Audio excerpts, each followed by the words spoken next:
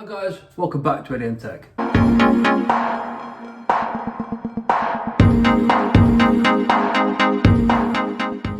So, Apple have been in the news a lot, haven't they, this week? Let's talk about that one. We have two stories today. Two stories that I feel like I want to just speak about and give my opinion and put on record that, that I'm sort of acknowledging it and all that stuff. The first one is AppleOne. This is the rumoured subscription bundle. AppleOne is the name that's been being thrown around for Apple's new subscription service. This would essentially bundle all of the services into one payment monthly or annually. I've personally been using Apple Music exclusively every year now. I've got on like a student thing, so it's super cheap. I also pay for iCloud storage. I actually just subscribed to Arcade. I haven't used Arcade yet. Sneaky Sasquatch is a game for you. I also have 1 year of Apple TV Plus, that came with the iPhone 11. I've just finished a morning show, and it's probably one of the best things I've watched in quite a while, to be honest. They definitely get their money from me. I personally think that them bundling all of these subscription services, it's a really wise way that will streamline the library. People who necessarily don't know about Arcade or News Plus or some of the more niche ones. This is a way to get them numbers up, whilst also providing people with the service. And so this does make sense. It has to be more affordable, but it also has to make sense as to why you actually pick up the one subscription. Yeah, I've kind of got an idea of what of how I'd price it. If you gave me Music and TV Plus, or Music and Apple Arcade for $7.99 a month, that's a really good deal. This has they have to really work out that these services can't just be the actual cost of what it would be to subscribe to both of them. Okay, there has to be a little bit of a fallback, but $7.99 for two services monthly, that makes complete sense to me. I'd prefer if they actually would let you choose that. Obviously nothing's concrete, nothing has been confirmed on this yet. It's all just speculation, hardly down to what they bundle together. I can see Music, Arcade, TV Plus being pushed as like a tier 2 version of it. $12.99. $12.99 for free services. And I'd personally say Music, Arcade and TV are the ones that everyone's going to want.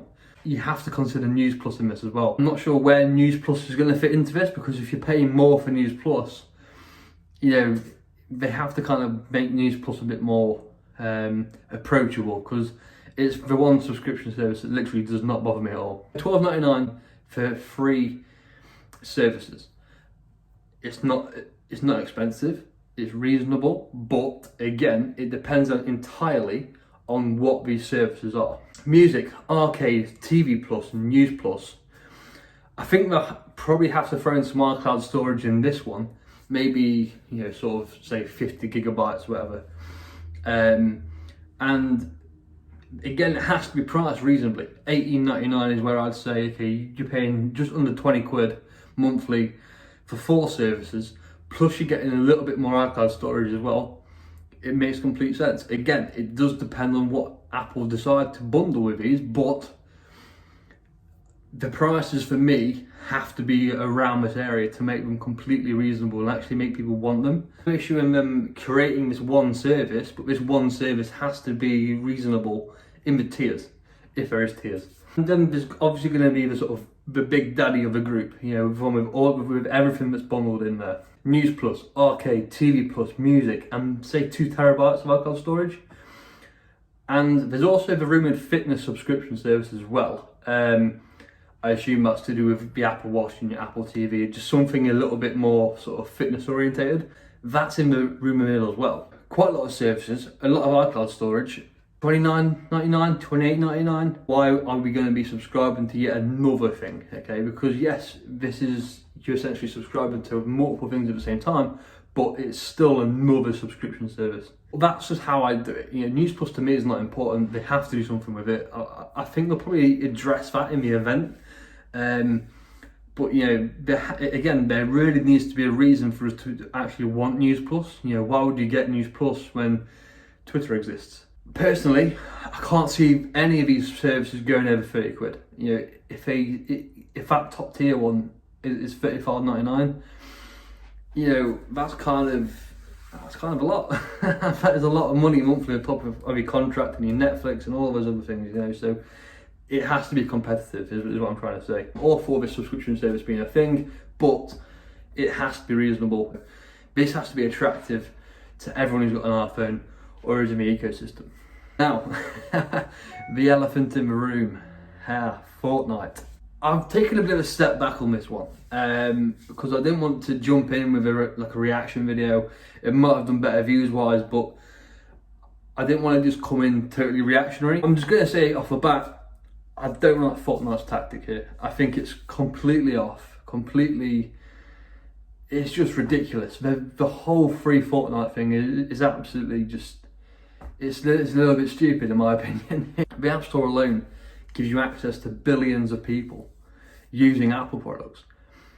So it's a really powerful tool. You know, it's not like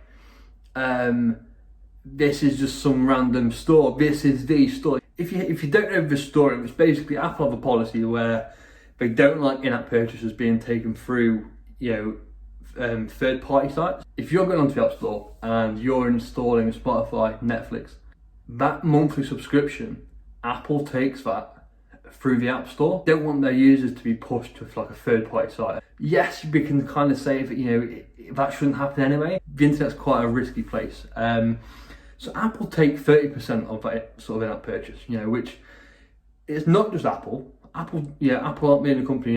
You know, Google do this as well. That's why Google's actually pulled it from the Play Store as well. And Spotify and Fortnite have really been sort of protesting against this. You know, why is it 30%? Why is it so much? You know, the App Store is such a powerful tool.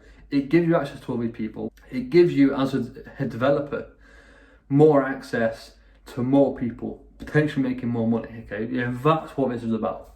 It's about money. I'm not necessarily against Google, Amazon, or Apple for charging developers to use a platform that they've created. You know, if you think about it, without the App Store, we wouldn't have apps. The idea of apps came through the App Store. So, yes, it's quite a vital thing, really. You know, this isn't just some random storage. I've said, you know, this is the tool that is going to make you money essentially if you're producing good stuff. And how I'm sort of thinking of it is, I wouldn't walk into Tesco and ask the manager if I could set up my own stand and sell my own brand of lemonade and expect them to be okay if I say, actually, all the money that I've made today, I'm going to take it all. Thanks for letting me have your space. I don't think that would be allowed. I think Tesco would, you know, they wouldn't allow it anyway, but they want a bit of money from that, which makes complete sense, right? They knew exactly what the plan was here. They wanted to violate the terms of service that Apple have very clearly made every developer sign. So for them to do this, they actually bypassed the methods and enabled users to buy V-Bucks, whatever it is, through the Fortnite app, undercutting the App Store sort of transactions. Didn't take you through the App Store, put you to Fortnite site, which is not allowed. And you know, if we're just being completely honest, reach something that they've agreed to. Obviously, the whole 1984 Orwell video, they published literally minutes after Apple took them from the store, tells me that they were ready for Apple to bite back. And I believe you could actually, in the game, they updated it so you could fly down and watch that video, which, you know, it seems a little bit, again, this is all a marketing move. But the thing is, what I find quite funny about this is that Epic haven't actually been the most consumer friendly, have they? They pushed a lot of PC developers to bypass Steam, you know, to use the Epic Store. Yes, I know that Epic don't charge you as much if you do use it for the Epic Store, but they bought exclusive rights to games, I think, that were already on Steam, and essentially taking them off Steam and then putting them on the Epic Store. I'm not sure if that's entirely right, but that's the kind of gist that I've been getting. When the game came out, they would pay the developers to ensure that it wouldn't be, you know, it'd be like an Epic Game Store exclusive. And that's on PC, and PC is an open platform. That, yeah, there was a massive outrage about that, and this is the exact same company that is that's trying this whole marketing thing to try and get Apple to play fair. It's just completely contradictory. it doesn't sit well with me, and you know, it's just not something that should happen. You know, rules are there for a reason. Whether you agree with them or not is, you know, that's your own take on it. But you have exclusively signed and agreed to that rule. So if you're going to break it, expect to be kicked off. They've kind of done it themselves. They've completely just played themselves, and it's just, I just don't understand. Yes, it's 30%. You could say it's quite a lot, but again, Apple have built the tools for you. If you're not happy, make your own platform, which they have got, and you know, sort of survive. Because if your app's not on the App Store, no one's going to play it. I'm excited for the AppleOne announcement.